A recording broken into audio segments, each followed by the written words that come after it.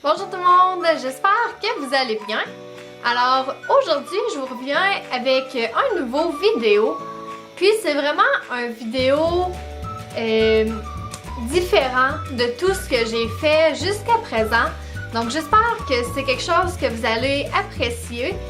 Si vous aimez ce genre de vidéo là, laissez-moi un commentaire en bas ou un petit pouce pour me le faire savoir. Alors j'ai décidé tout simplement de partager avec vous quelque chose qui est très personnel pour moi. Donc j'espère pouvoir venir en aide à certains d'entre vous. Puis là c'est sûr que c'est une vidéo où est-ce que je vais parler beaucoup. Donc j'essaie quelque chose de nouveau, j'espère que ça va vous plaire. Donc sans plus tarder, bien on se lance. Donc dans la vidéo aujourd'hui, je vais vous parler des relations à distance. J'ai personnellement été dans une relation à distance pendant 1 an. Je suis toujours avec mon chum, mais maintenant on est rendu qu'on habite ensemble, donc notre relation est plus à distance. Mais je pense que durant cette année-là, je suis pas une experte là, mais je pense que j'ai des bases de comment est-ce que tu dois faire si tu veux que ta relation fonctionne. Donc j'ai des petites notes ici dans mon cahier. J'ai pour vous 13 trucs que je trouve pertinents si vous êtes ou si vous voulez débuter une relation à distance. Premièrement, il faut décider est-ce que ça vaut la peine. Donc si vous étiez déjà ensemble avant et que vous devez vous séparer, il faut s'asseoir l'un avec l'autre puis décider est-ce que je veux vraiment faire ça? Parce que c'est difficile. Il faut savoir qu'une relation à distance, ça demande du travail. C'est beaucoup plus difficile qu'une relation quand que les deux personnes habitent près l'une de l'autre.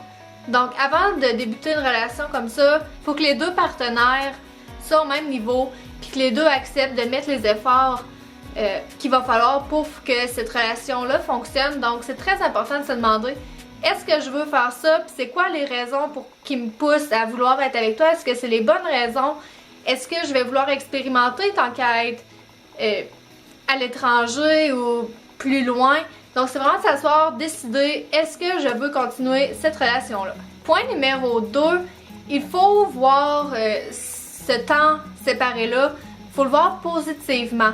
Donc c'est sûr que c'est triste d'être séparé de la personne qu'on aime, mais il faut vraiment faire un effort pour le voir plus positif, puis se dire que tu vas pouvoir travailler sur ta personne à toi et puis que en travaillant sur toi, ça va mettre ta relation meilleure. Donc faut vraiment voir ça comme quelque chose de positif qui va apporter du bien dans la relation. Point numéro 3, c'est vraiment un des plus importants, je pense. Il faut avoir confiance. Il faut avoir confiance en l'autre.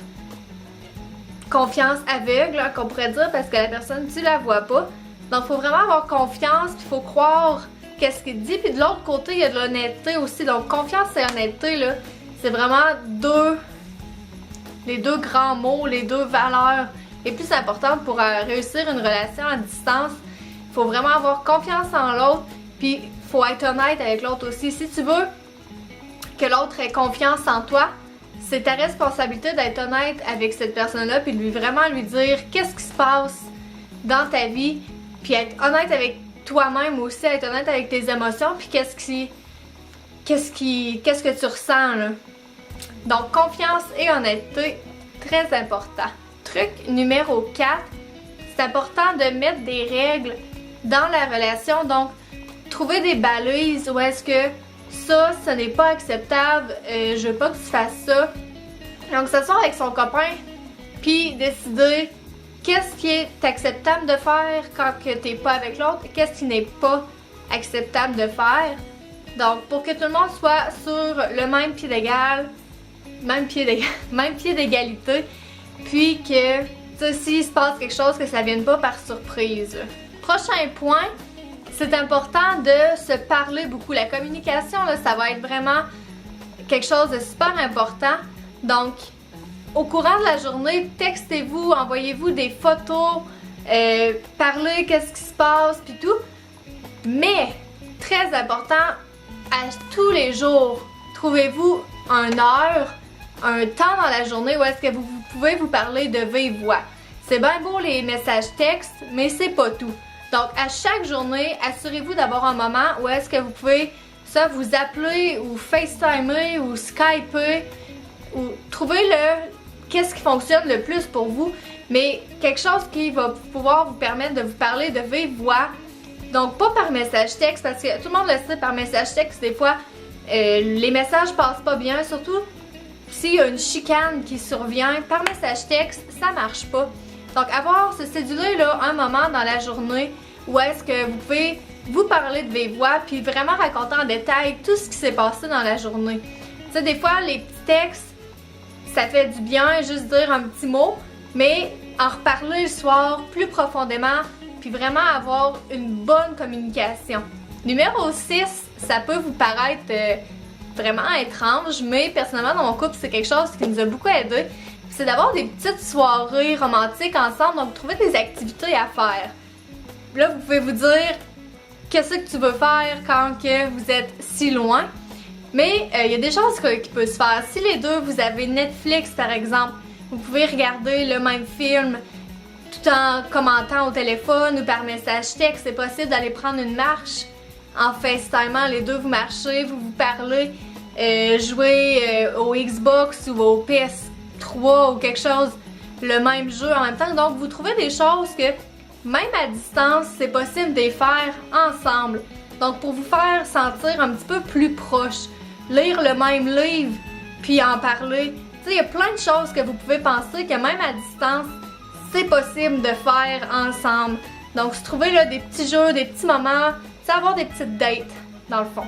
Numéro 7, c'est important de porter des petites attentions particulières à l'autre.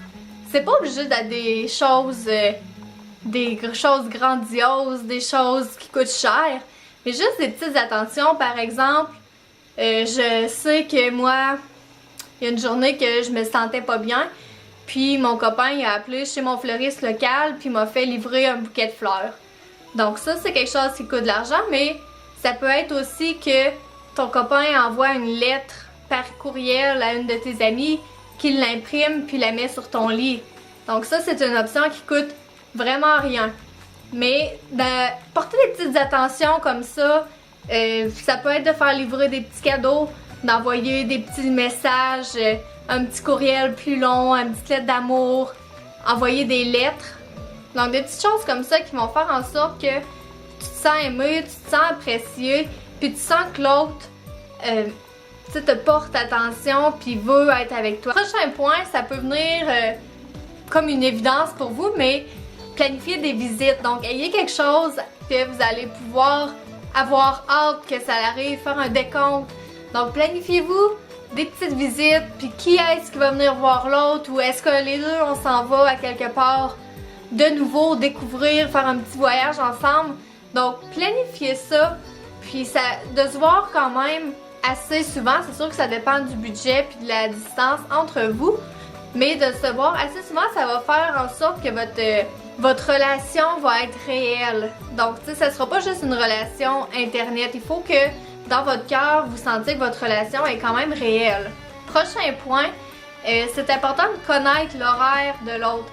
Donc si l'autre est loin pour aller à l'école, connaître son horaire d'école pour ça l'aide pour la communication, puis ça l'évite des frustrations inutiles. Si jamais tu essaies de l'appeler, l'autre peut pas te répondre, puis c'est parce qu'il est en cours, mais que tu le savais pas. Donc connaître l'horaire de l'autre, ça l'évite vraiment beaucoup de problèmes, puis ça facilite les communications. Donc c'est quelque chose d'important de se communiquer qu'est-ce qui se passe dans vos journées, qu'est-ce qui va se passer dans la semaine à venir, puis de se tenir au courant. Un autre point qui m'a beaucoup aidé, c'est avoir un objet de l'autre personne, de ton partenaire, que tu peux chérir.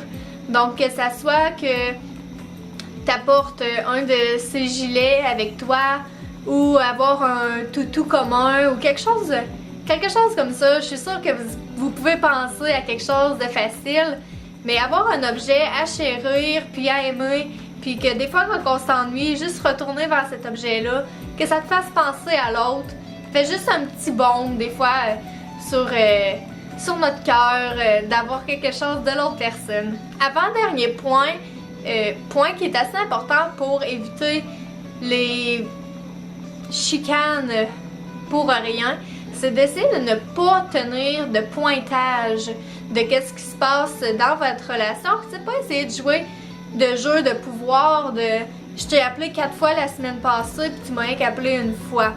C'est de comprendre l'autre puis d'en discuter. Puis des fois, ça se peut que ce soit l'autre qui vienne te voir 5 fois de suite, mais toi, tu lui as écrit 10 lettres. Tu sais, il faut voir les deux côtés, puis il faut voir que les deux partenaires essaient d'en faire le plus possible. Donc, pas faire des choses comme ça. Encore, tu sais, pas jouer. Quand je dis jeu de pouvoir, c'est tu m'as blessé, ben je vais faire quelque chose pour te blesser aussi. C'est essayer de garder ça le plus simple possible, puis d'avoir une bonne communication. Puis si ça arrive que l'autre te blesse, en parler au lieu d'aller faire un geste que tu peux regretter plus tard. Donc, pas tenir de pointage, puis pas essayer de jouer au jeu de pouvoir. Donc, ne pas faire ça parce que ça peut vraiment venir nuire à ta relation. Et dernier point qui est tellement important, c'est simplement ignorer ce que toutes les autres personnes autour de toi peuvent penser de ta relation à distance. Il faut que dans tes yeux à toi, une relation à distance, ça soit aussi fort qu'une relation quand les deux personnes sont proches. Puis, il faut vraiment passer outre les commentaires parce qu'il va toujours en avoir des commentaires. Il va toujours avoir des personnes qui vont trouver ça donc ben étrange que ton chum soit à l'autre bout du monde, puis qui vont donc trouver ça bizarre que vous faisiez des petites soirées en amoureux quand même. Il va toujours avoir quelqu'un pour juger qu'est-ce que tu fais. Donc, le but, c'est vraiment de les ignorer, de les bloquer, puis de te concentrer sur ta relation à toi et ton copain ou ta copine, puis vous assurer que vous ayez une bonne communication, que vous êtes confiant et honnête. Donc, pour moi, ça, c'est vraiment qu'est-ce qu'il y a de majoritaire à retenir. C'est confiance, honnêteté, puis ignorer ce que toutes les autres personnes peuvent en penser. Donc, ben voilà, c'est mes petits trucs pour comment survivre à une relation à distance. Encore une fois, je suis vraiment pas une professionnelle. Je me suis basée sur ma relation que j'ai eue, puis j'ai essayé de sortir qu'est-ce que je trouvais qui serait plus utile de partager avec vous. J'espère que ça vous a aidé, j'espère que c'est quelque chose qui vous a intéressé. Je sais que c'est une vidéo où est-ce que je parle beaucoup, puis en plus, on dirait que mes idées partaient partout, puis que j'étais pas capable de suivre une ligne droite, mais j'espère que vous avez réussi à me suivre dans tout ça, puis j'espère que les petits trucs que j'avais pour vous font du sens, puis que ça va vous aider. Donc, encore une fois, ben, si vous n'êtes pas abonné, cliquez en bas ici, ou encore, je vais le faire apparaître quelque part autour de moi. Si tu es sur ton ordinateur, tu peux cliquer sur ce qui flotte autour, sinon c'est dans la barre d'informations en bas. Mets un pouce si tu as aimé la vidéo, ça m'aiderait vraiment à savoir est-ce que c'est des sortes de vidéos que vous aimez voir, parce que bon, ça n'a pas vraiment aucun rapport avec ma chaîne de beauté, mais c'est quand même une vidéo que j'avais envie de partager avec vous. Puis sans ça, bien nous on se revoit la semaine prochaine pour une nouvelle vidéo. Bye tout le monde!